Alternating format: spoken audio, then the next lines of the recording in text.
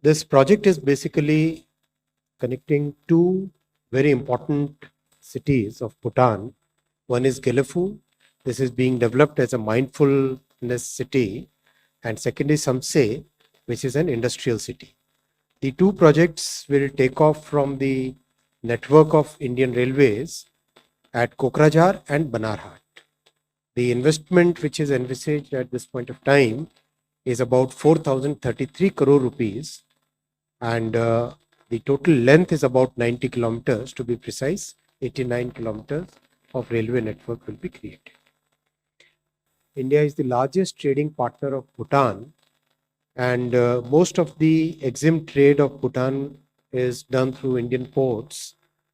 Therefore, it becomes very important to have a good seamless rail connectivity for the Bhutanese economy to grow and for the people to have better ways of access to the global network. So that's why this entire project has been taken up. And Samtse and Gelephu, they have very important significance in the way the Bhutanese economic growth is being planned. If you look at the railway network, this is the current railway network. The yellow line that you see in between the two blue lines, that is the most important economic rail corridor connecting states of Assam, then down south towards Tripura, Mizoram, Nagaland, Meghalaya. All the states are getting connected by this yellow line. There is a blue line on the top. That line is now getting developed as a major corridor along the northern border, and that line basically provides alternative connectivity, and it's very, very important project. So the takeoff of these two projects will happen, one at Banarhat from that blue line that you see, that goes all the way to Samtse, and the other one from Kokrajhar that will go to Gelephu. These are the two lines if you look at the map, and they connect two different parts of Bhutan. Both Samtse has big industrial potential. It's developing every day. New projects are coming up, and Gelephu is a new city which is getting developed. I'll come to these two projects one by one. Kokrajhar to Gelephu is, if you look at this, New Bongaigaon is a major industrial center in India where it is getting connected. Kokrajhar is the station, and then it gets connected to the entire Indian railway network. So, in a sense, by constructing about some 70 kilometers, you get the advantage of 1,50,000 kilometers of railway network. That is the advantage which comes by the network effect. This is a more detailed map of this alignment. There are many bridges and many stations. There are 6 stations, 2 important bridges, 2 viaducts, which means the entire section is elevated, 29 major bridges, 65 minor bridges, 2 goods shed will be developed. There is 1 flyover and 39 underpasses. The construction period will be about 4 years for this project. All the land schedules, everything has already been done. A lot of homework has already gone in to reach this level, and very soon we'll start the construction work.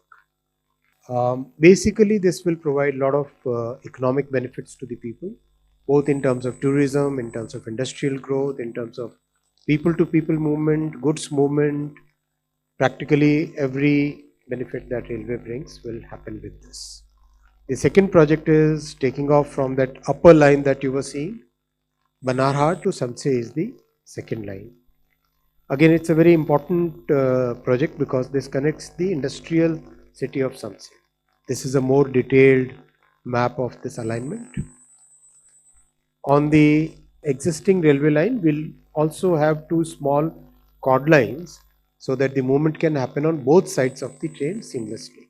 This is something that we have started doing in practically all parts of the country because this improves the mobility. Again, this 20-kilometer project will have 2 stations, 1 major bridge, 24 minor bridges, 1 flyover and 37 underpasses. This is about 577 crores and this will take about 3 years.